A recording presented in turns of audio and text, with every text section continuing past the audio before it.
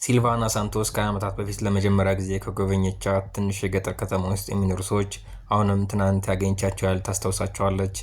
በዚች ምድር የሚኖሩ በርካታ ልጆች መራመድ አይችሉም። በከተማው መግቢያ ላይ የሚኖረው ሉሉ ሴት ልጆች፣ በየመንገዱ በመጨረሻ ላይ የሚኖርን ረጃን፣ ከነዳጅ ማደያ ቀጥሎ የሚኖር ማርኩዊንስ፣ በትምህርት ቤት አካባቢ ያለችው ፓኒሊ። የባዮሎጂ መምህርቷ እና የዘረመል ጄኔቲክስ ተመራማሪዋ ሲልቫና ሳንቶስ በብራዚል ሰሜናዊ ምስራቅ ከ5000 የማይበልጡ ሰዎች በሚኖሩባት ሰሪና ዶንስ ፒንስ ከዚህ ቀደም የማይታወቅ የነበረውን በሽታ ለይታ ስፓን ሲንድሮም ስትል ስያሜ ሰጥተዋለች። በዘረመል ለውጥ ጄኔቲክ ሙቴሽን ምክንያት የሚከሰተው የበሽታ የነርቭ ስርዓት ላይ ተጽዕኖ ያሳድራል። ቀስ በቀስ ሰውነትን ያዳክማል። በሽታው የሚከሰተው የተለወጠውን ጂን ከሁለቱም ወላጆች ሲወረስ ብቻ ነው። የሳንቶስ ምርምር በሽታዋ በዓለም ላይ ለመጀመሪያ ጊዜ እንዲታወቅና እንዲበየን አድርጓል።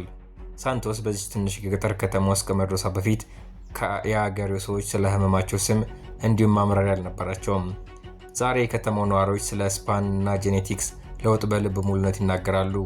ከታካሚዎቹ አንዱ የሆነው ማርኩዊንስ እሷ ፈጽሞ ያልነበር ምርምር ነው ያደረገችልን፣ ከጥናቱ በኋላ የሰዎች የገንዘብ የዊልቸር እርዳታ መጥቶልናል ብላለች።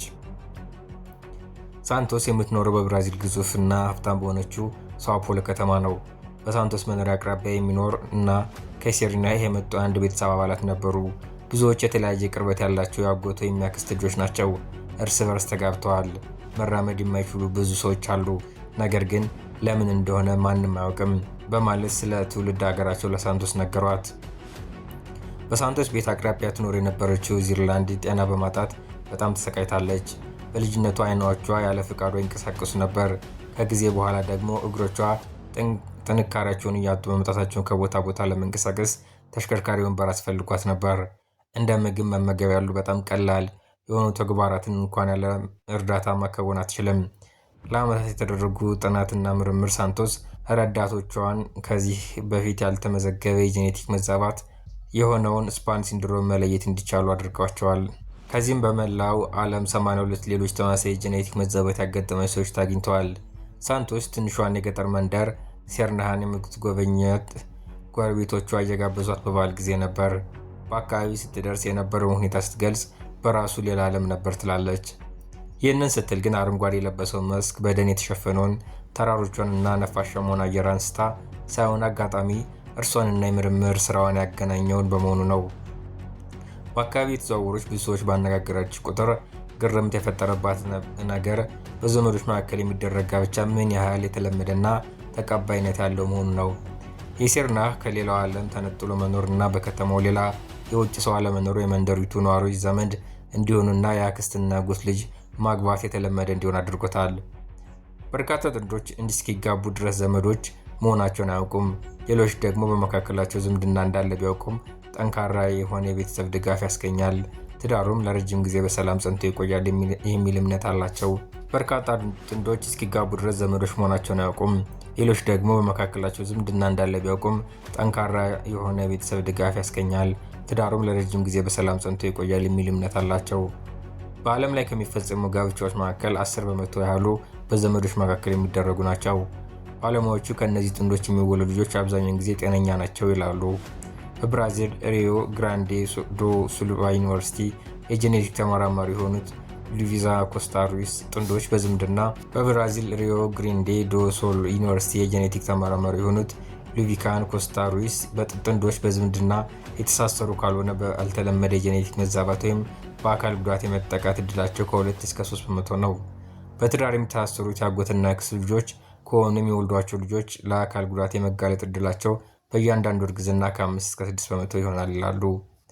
በኋላ ላይ በተደረገ ጥናት የገጠራማው ከተማ ሴርና ነዋሪዎች 30% ጋብቻ የተፈጸሙ ዘመዶች መካከል መሆኑ ተደርሶበታል።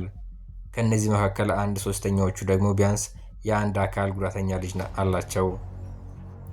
ሳንቶስ በሴርና የሚኖሩ ጎረቤቶቿ ምርምር እንዲያገኙ ስታቅድ፣ እርሷ ደግሞ ዝርዝር የጄኔቲክ ጥናት ለማድረግ አቀደች። ይህ ግን እንዲሁ በቀላሉ የሚሳካ አልነበረም። ከከተማ ርቃ ወደምትገኘው ሴርና ከተማ መመላለስ በኋላ ጠቅልሎ በመንደሪቷ መኖር አስፈልጓት ነበር።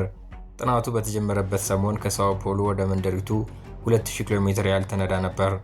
የጄኔቲክስ ለውጡና ህመሙ የቱ ጋር እንደጀመረ ለመለየት በየቤቱ እየዞረች ዘረመል መሰብሰብና ቡና እየጠጡ ሰብሰብ ብሎ ማውራት እንዲሁም የቤተሰቦቻቸውን ታሪክ መሰነድ ነበረባት።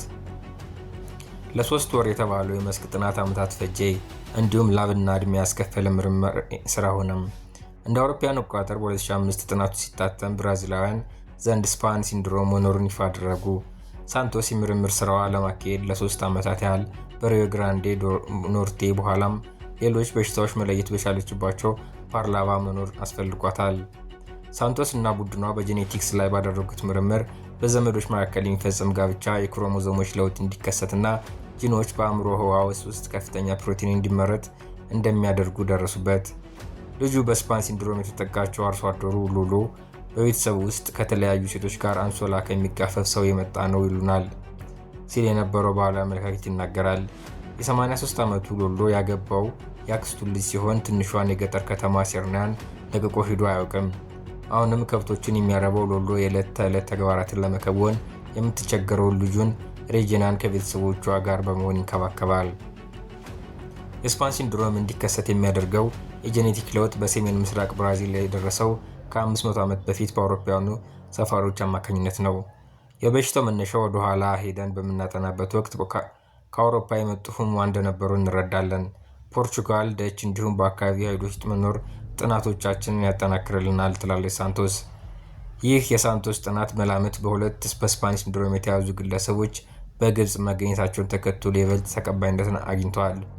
በግብፃውያኑ ላይ የተደረገው ተጨማሪ ምርምር ከአውሮፓ ጋር ግንኙነት እንዳለው አመልክቷል።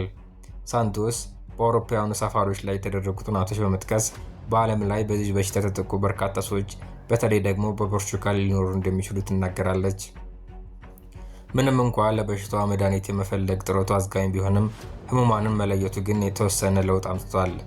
ሬጃን ሰዎች ሽባ እያሉ ሲጠሯት እንደነበር ታስታውሳለች። አሁን ግን የስፓን ታማሚ መሆኗን ብቻ ነው የሚገልጹት። ከዚህ በፊት ረጅም ጊዜ የምታሳልፈው አልጋ ላይ ወይንም መሬት ላይ ተኝታ የነበረ ሲሆን ዊልቸር ማግኘቷ በነፃነት እንዲንቀሳቀስ መርዳት ብቻ ሳይሆን የበለጠ አካል ቅርጿ እንዳይበላሽ ረድቷታል። ስፓን ዕድሜ መጨመር ቁጥር አካላዊ እንቅስቃሴ ከባድ እያደረገ የሚሄድ ሲሆን 50 ዓመት ላይ ሲደርሱ ሙሉ በሙሉ ያለ ሰው እርዳታ ምንም ነገር መከወን አይችሉም። የኢንሲ ልጆች የሆኑት የ59 ዓመቷ ቺኩኒ ፈጽሞ መናገር የማትችል ሲሆን የ46 ዓመቷ ማርኩዌንስ ደግሞ በጣም ውስን የሆነ ተግባቦት ችሎታ አላት። የአክስቷ ልጅ ያገባችው ኢኒስ ልዩ ልጅ ሲኖር በጣም ከባድ ነው። ሁሉንም የምንወዳቸው እኩል ነው፣ ነገር ግን ለእነርሱ ብለን በጣም እንጎዳለን ትላለች። በገጠር ከተማ የሚገኙት በርካታ የስፓን ሲንድሮም ህሙማን አሁን በሞተር የሚንቀሳቀስ ዊልቸር ተጠቃሚ ናቸው።